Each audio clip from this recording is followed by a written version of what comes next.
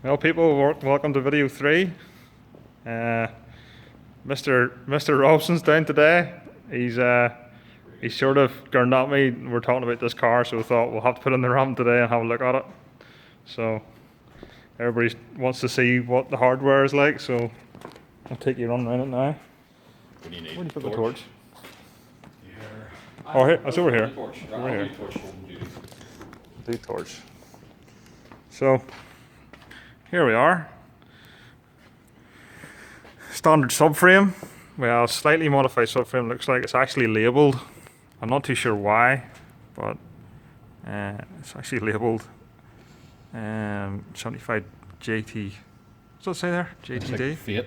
Like Fiat. Oh, Fiat diesel. Seems to be a slight modification at the front here just for the intercooler pipe. I think that's the only real difference. And maybe this bar here, but other than that, it looks quite standard subframe. As you can see, the engine itself is quite a tight fit. It's oil filters in the back, as you can see here. You have going around the front, you have turbo and pre-cat setup, which you can see is very, very tight. It's a pretty tight squeeze.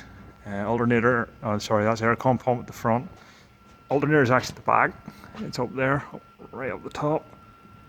It's been moved to the back, so I'm guessing it's obviously auxiliary belts and everything will be different. But yeah, the interesting bits are, yes, VNT turbo. We actually took the part numbers off it earlier, and it is a 1749 VNT. Quite a standard turbo across a lot of cars. Very versatile turbo. The other bit obviously is this is a pre-cat. Looks like a pre-cat with temperature sensor. And then obviously a modified downpipe with flexi, but this looks like a DPF unit. It's got sensor front and back, and quite solid. So I'm thinking this is a very early DPF setup. And then from there back, it's obviously joined to a standard Rover exhaust.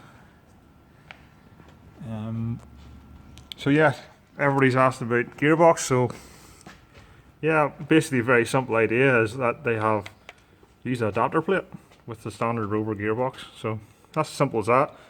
Adapter plate from block to gearbox, and makes it quite easy fit. I'm guessing all the drive shafts are very standard units. Obviously, it's the standard mounts they're using as well, by the looks of it. Just with adapter plates made. And using the standard drive shafts, very simple idea. So they're using, we are guessing they're using a Freelander intercooler. They've got full metal pipe in front and rear. You've got this main pipe here that runs from the turbo into the intercooler on that side. It does look the same as one on my TD4, to be fair, like so. Looks quite similar to a Freelander setup. So obviously that's quite a simple solution. You can see up here in the corner here is your VNT controller. That's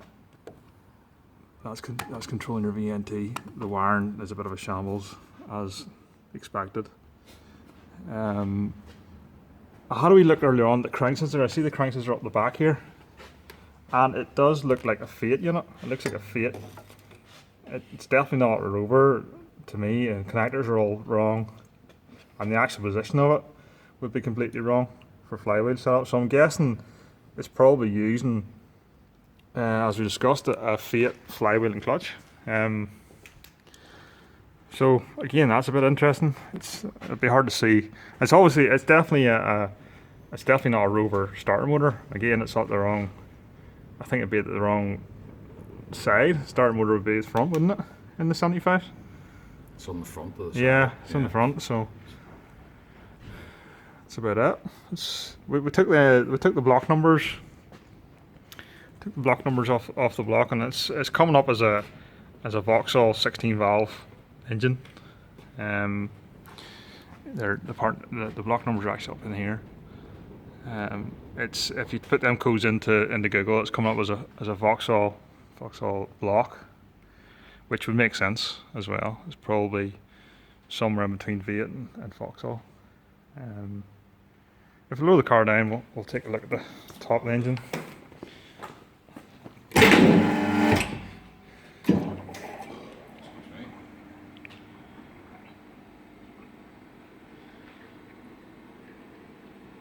See that on the number plate? It actually says rover.co.uk on the number plate stuff. Right? That's weird that was being made when it was MG Rover. Yeah.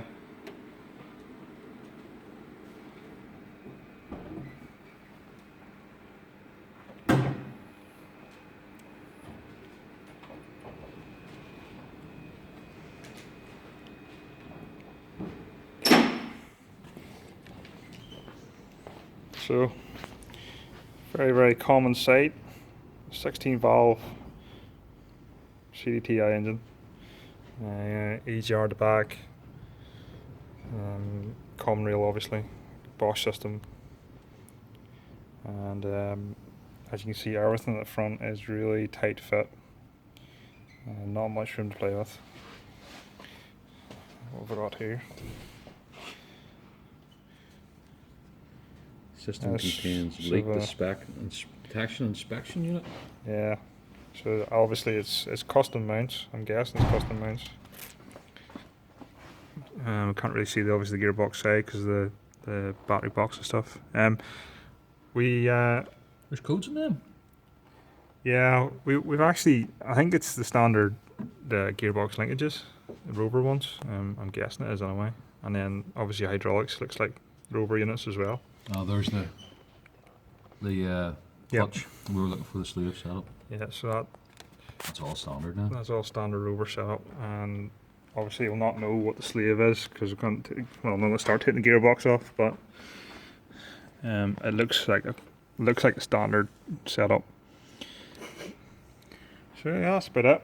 All the undercooled pipes and stuff obviously are custom. Down the front, and they've added a bit of heat shielding and stuff, but it's so that's sort of tamed some of the myths about it being 16 valve and 8 valve. It's definitely 16 valve. I'm planning to pull the ECU file out of it today, and we'll maybe get a look at the mapping and see exactly what it is. I'll probably do a wee video later. I got the ECU delivered today as well, so we'll maybe do a wee video on that as well. But that'll do today. And any comments, please leave them below. Thanks.